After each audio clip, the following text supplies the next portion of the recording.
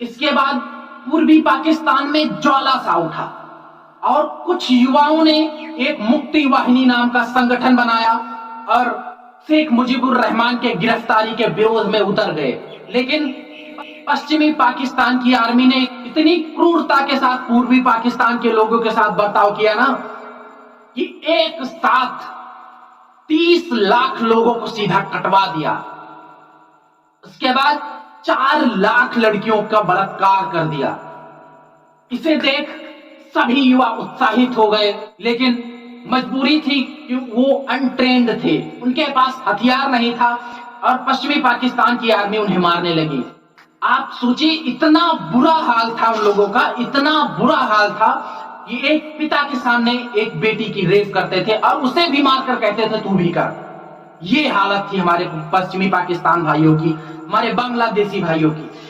और इस प्रताड़ना को पूर्वी पाकिस्तानी भाई नहीं सह पाए, तो लगभग 10 लाख लोग, उस समय 10 लाख लोग पूर्वी पाकिस्तान से चलकर भारत में भाग आए कि अपनी जान बचेगी, अपनी इज्जत बचेगी तो फिर से देश मिलेगा। और इस दृश्य को देख हमारे देश की तत्कालीन प्रधानमंत्री इंदिरा गांधी जी ने तुरंत अपने सेना प्रमुख मानिक शाह को बुलाया और तुरंत कहा कि सेना प्रमुख मानिक शाह, मैं ये तुम्हें आदेश देती हूं कि तुरंत हमारे बांग्लादेशी भाइयों पर हो रहे अत्याचार से उन्हें मुक्त कराकर एक स्वतंत्र राष्ट्र बनने का गौरव प्रदान किया जाए।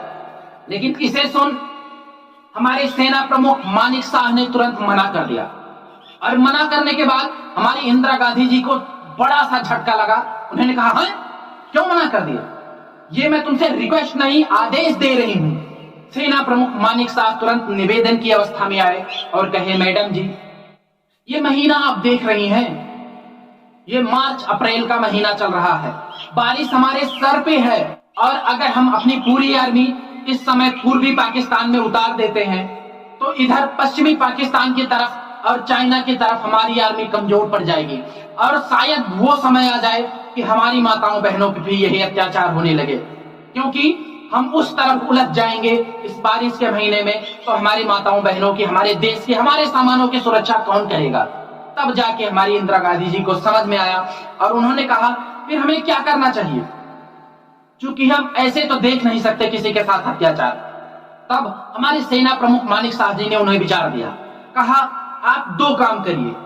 पहला तो नवंबर तक जब तक ठंडी नहीं शुरू होती है तब तक इस युद्ध को रोक कर रखिए, किसी तरीके से हम युद्ध नहीं कर सकते नवंबर तक। और दूसरा काम, आप जो मुक्ति वाहिनी पूर्वी पाकिस्तान में लड़ाई कर रही है उसे अपने यहां बुला लीजिए और उसे हम ट्रेनिंग देंगे, साथ साथ उस एरिया में युद्ध करने के लिए तब तक हम भी ट्रेनिंग लेंगे, हम भी ट्रेंड होंगे।